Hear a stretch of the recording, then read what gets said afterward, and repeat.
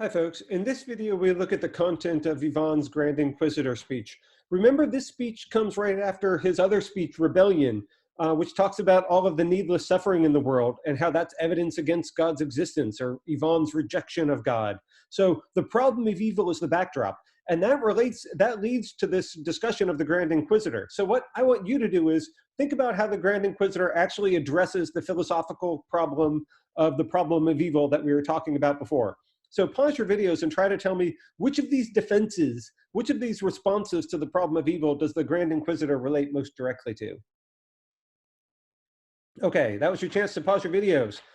Well, one of the key themes in the Grand Inquisitor is all about freedom and whether or not freedom is a blessing or a curse or a burden on us. So what it really does, it relates to this free will defense, which is the most prominent by many theologians, and many philosophers think it's the essential defense against the problem of evil. So what Ivan is trying to do with this speech is really keep up developing the themes.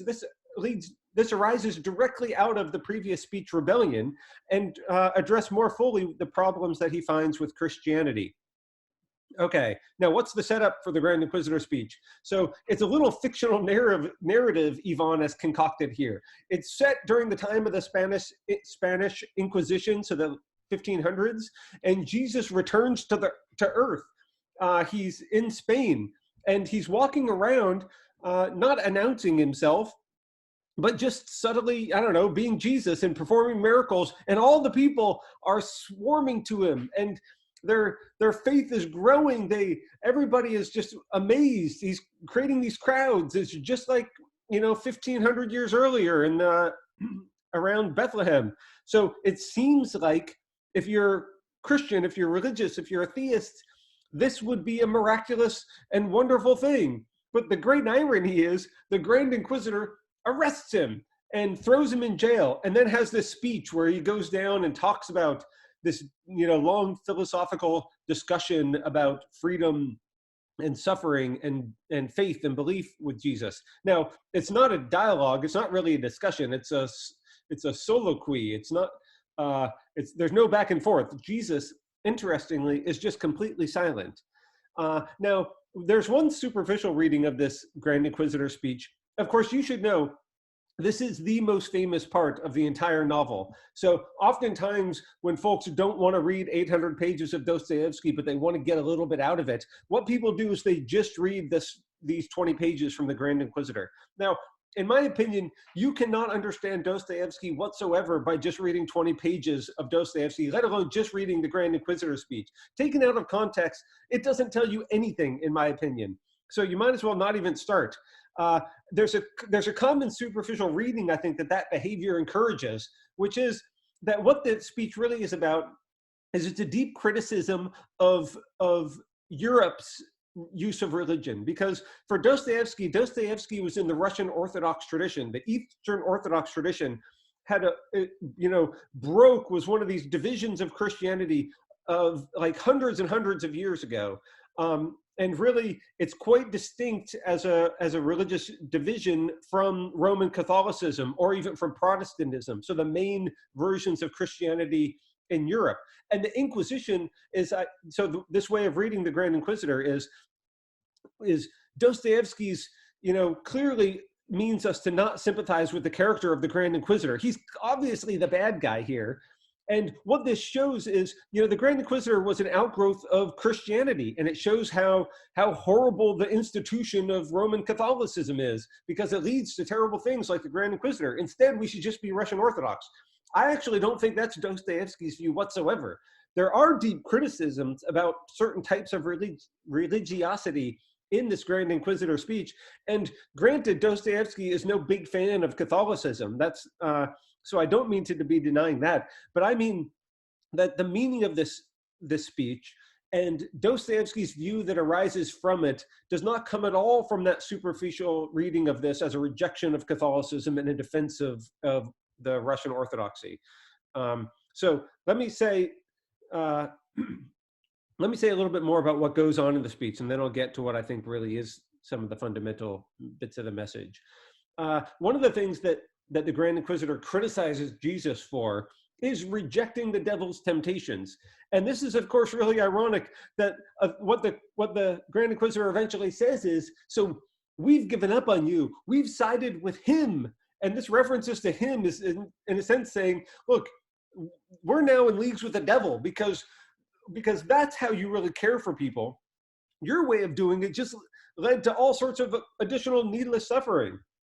So the temptations that the references are to is these parts of the New Testament where the devil challenges Jesus to do these things, like turn stones into bread and win over followers by miracle, or to affront God and cast himself down and then challenge God to not let him die, because if he is the chosen one and the Son of God, or finally to just to resist his Roman captors, or to take over and end the plight of the Jewish people to the Roman rule by just reigning as king and taking over military and political control. All of these things Jesus was rejecting, was not willing to do. And so what does that say? Well, part of the message is, if Jesus would have done these things, he would have just made his presence unambiguous. If he would have turned stones into bread, he would have bought people's faith too cheap, because he just did it by performing, it's like sideshow tricks, like magic tricks or something, and in order to win people over. That is not how real faith is born, because that precisely destroys people's freedom to come to religion. And so on this way of thinking, belief and faith born of miracles is deeply problematic. And what miracles do is miracles can get in the way of faith. Miracles impede the right relationship to belief. So the Grand Inquisitor thinks that this whole premise, this whole approach is fundamentally terrible. It doesn't work, because actually by emphasizing humans' freedom, what Jesus has done is just created all sorts of more suffering. So because humans are not good enough.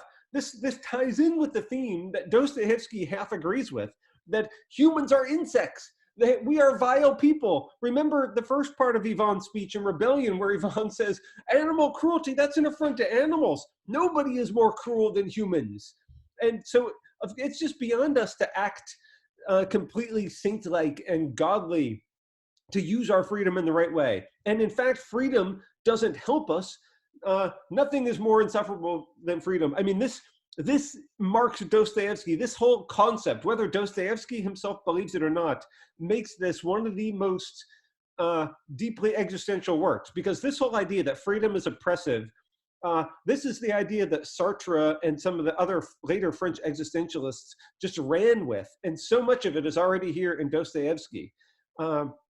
So freedom didn't lead to happiness and in better humankind. It actually just was more of a curse for humankind. And because of that, so the ultimate message is, it's actually Jesus who's the immoral one, because what you should first take care of people. Look, we're beastly, we're bestial, passionate people like Fyodor Karamazov. We have base drives and desires. Take care of people first, and then meet them where they are, and then ask virtue of them. So you should have just turned the stones into bread and fed the people. That's what the Grand Inquisitor keeps saying over and over again. And by treating them the way they did, actually, that's not what love is.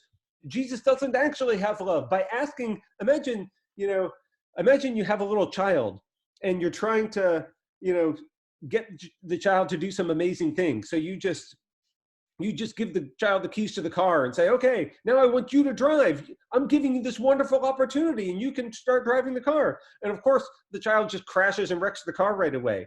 That's not a loving way to try to help a child learn something like driving the car. That's just setting them up for failure. That's not being realistic and understanding humanity's foibles and what humans fundamentally are, having this base worldly bodily side to them. And of course, you could say, well, Jesus, God didn't know that humans were like that.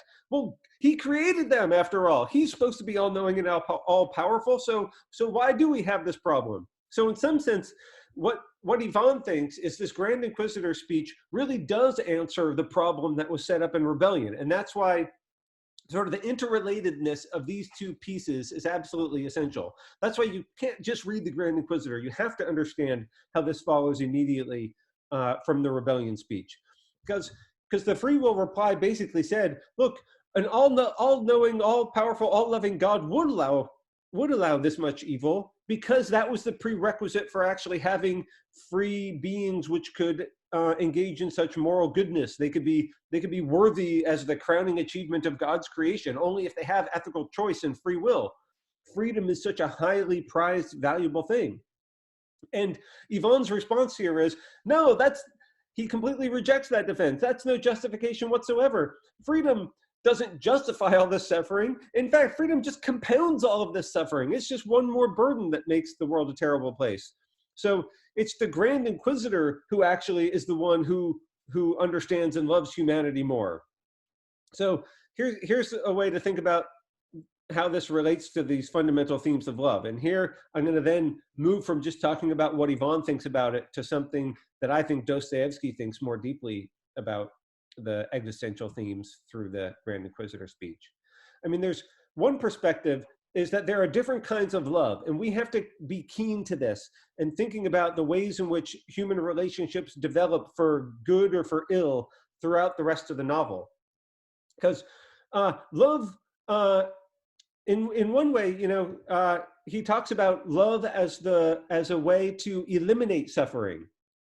The Grand Inquisitor loves people so much that he takes away their freedom.